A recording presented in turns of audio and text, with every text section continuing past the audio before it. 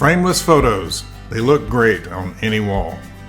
Today I'm going to make another one like this one, a picture of a warbird mounted on 1/8 inch plywood, with another sheet of plywood on the back to help prevent warping, plus giving it a cool standout effect when mounted on a wall.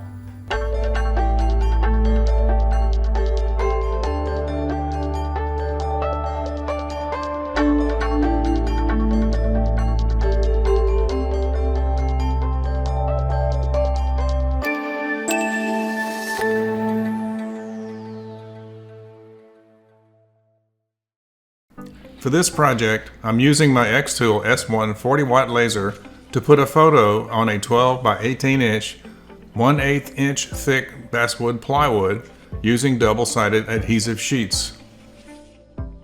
To start, I peeled off one side of each sheet and stuck them onto the 1/8 inch plywood.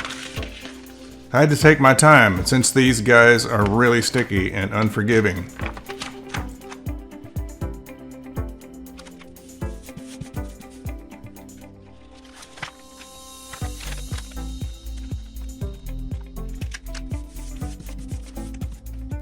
On the last sheet, I used my finger to mark where to cut off the excess. Then I cut the last piece with a paper trimmer and stuck it in place.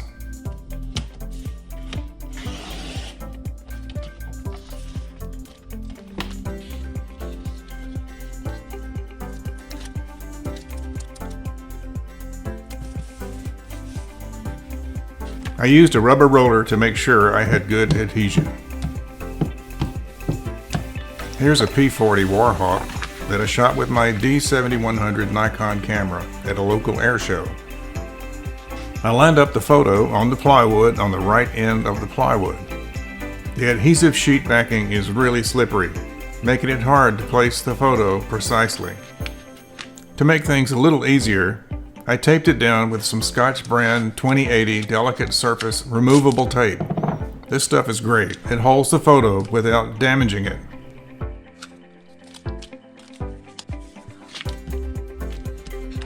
To start out, I peeled off the protective cover of the small adhesive sheet and placed the edge of the photo along the edge. As you can see, I already messed up a little bit on the alignment. Too late. You can't pull off the photo now, it'll tear it apart. Now it's just a matter of slowly pressing the photo in place, a little at a time, peeling off the back of the adhesive sheets as you go along.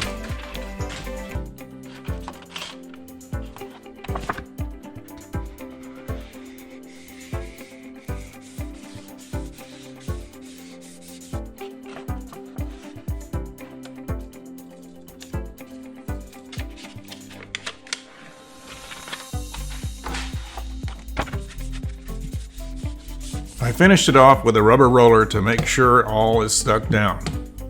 See the bubble in the photo? Not a problem. For some reason, as the adhesive hardens over time, the bubbles disappear. Here I'm trimming off the excess edges of the photo.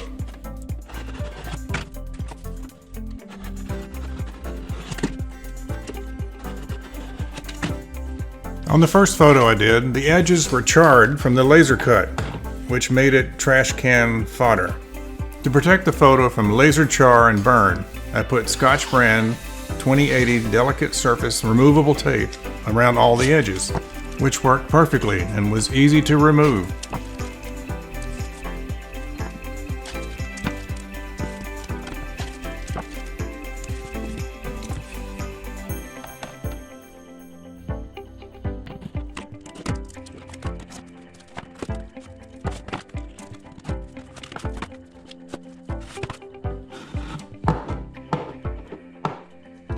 Next, I placed the plywood onto the laser honeycomb and held it in place with some magnetic material pins.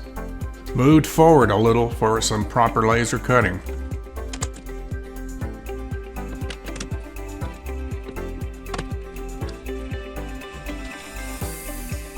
Then I placed the laser head for setting the distance to the photo.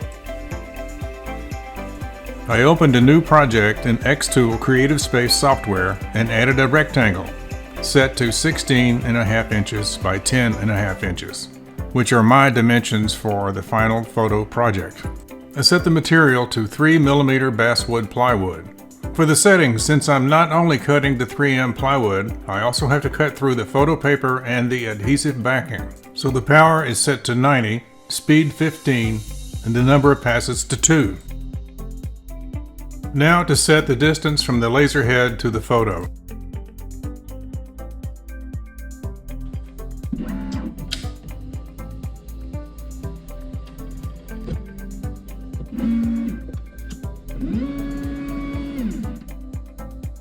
Then I set the outer perimeters of the photo on the plywood using the polygon mode.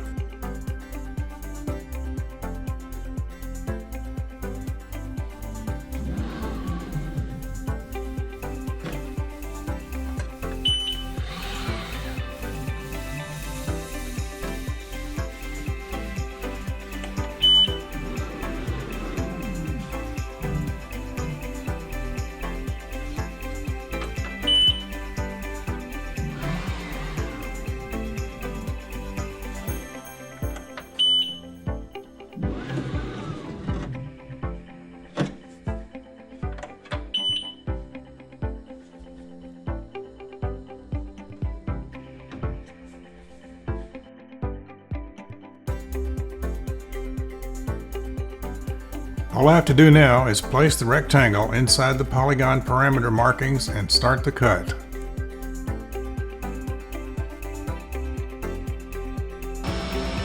As you can see, I didn't quite get it centered correctly, but I'll get better with the next one.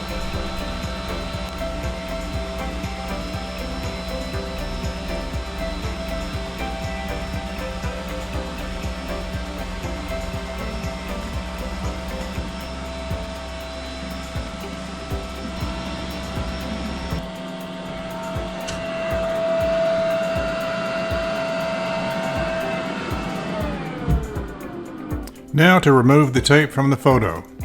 This Scotch Delicate Surface Painter's tape is great. It prevents the photo from having burn marks and is very easy to remove. Having a pair of tweezers is always handy, especially with fat fingers.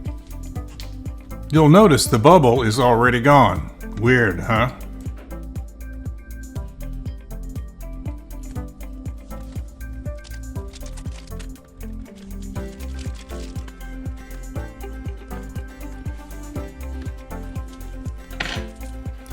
One problem I've run into is the fact that the plywood loves to bow.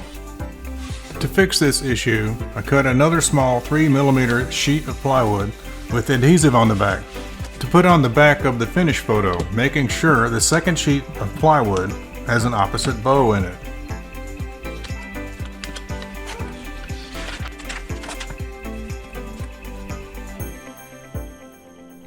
This counteracts the bow.